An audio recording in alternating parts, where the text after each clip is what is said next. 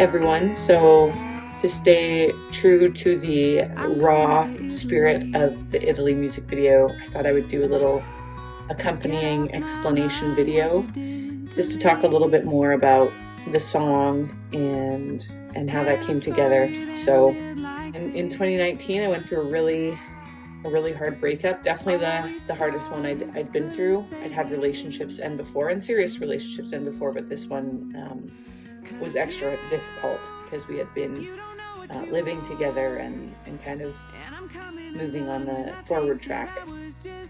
And so this breakup happens like a week or two before I'm set to go on this Mediterranean cruise with a good chunk of my extended family. And I made the decision to move to Calgary, Alberta, from where I grew up in Ontario in 2004 to come out for university. And I don't think I could have told you at the time when I came out west that I would stay, but that's what ended up happening. I fell in love with the West, and I had a lot of opportunity in Calgary and surrounding area, and I never went home. And so I think because that wasn't a conscious decision, there was kind of this profound grief that has come with building a life away from a lot of my family. But because it wasn't, like I said, an intentional decision, that there wasn't like this one point of grieving. It's just kind of been this like underbelly of grief, and going home for events or Christmases or weddings, and then feeling and seeing the window into what home would have been like if I'd never left. And so we had never done something like this before. We had never kind of intentionally gone away together on a trip.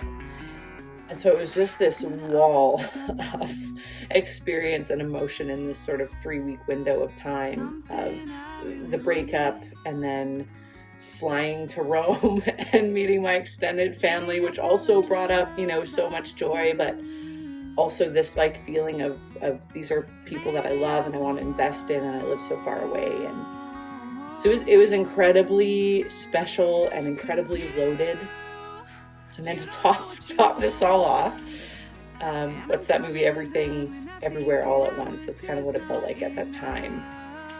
To top it off, I've been a really big fan of Donovan Woods, who's a Canadian singer-songwriter, for a long time, and I had this opportunity. Again, I'm sitting at work, and my phone rings, like the cruise had already been booked, the breakup hadn't happened yet, and I get this call, we'd love you to open for Donovan Woods. And I was like, yeah, of course. This is like a dream. I love what he stands for. I love his music, and this is life, opportunity of a lifetime. Of course, I'm going to open for Donovan Woods. When's the show? And it's like during the cruise is this show with Donovan Woods. And I called an incredible travel agent, and I was like, look, what would it take to make this happen? And we decided I would leave the cruise early in order to not miss the opportunity to open for Donovan Woods. So breakup, cruise, leaving the cruise early, opening for Donovan Woods. All in this, I guess it would have literally been like a 10-day stretch. So it was really intense, and it's taken me a long time to get this song out. There's a few different versions of it, which I'm really excited about. The other 2 versions will drop here in the next couple of months. But the acoustic version, which came last, really ended up feeling, in some ways, most true to the song, which is why we released it first. Had the amazing opportunity to work with collaborator Patrick Zielinski through Active Light Studios. On this one, he plays dobro and co-produced the tune.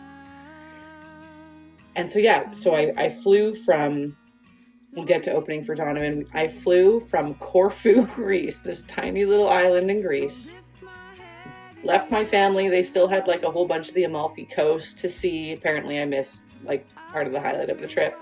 So I take this cab on this little island, Corfu, Greece, and I fly to London, England, where there was no flights right away. So I'm by myself in London, England for a night, which was actually really, really beautiful. And then I fly home to Calgary. I think I got home at like 8 at night or 9 at night. And then I had one sleep, which of course I didn't sleep because I was jet lagged.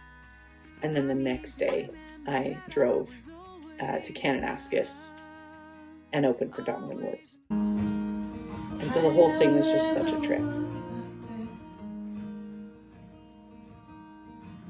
And thanks to Donovan Woods, who was incredibly gracious. He spent some time with me after the show, chatting, letting me pick his brain for some advice. And the most special part about the whole entire show was he allowed me to sing I Ain't Ever Loved No One with him on stage. And it was just such a blur because I was jet lagged, but also such a special moment in my music career.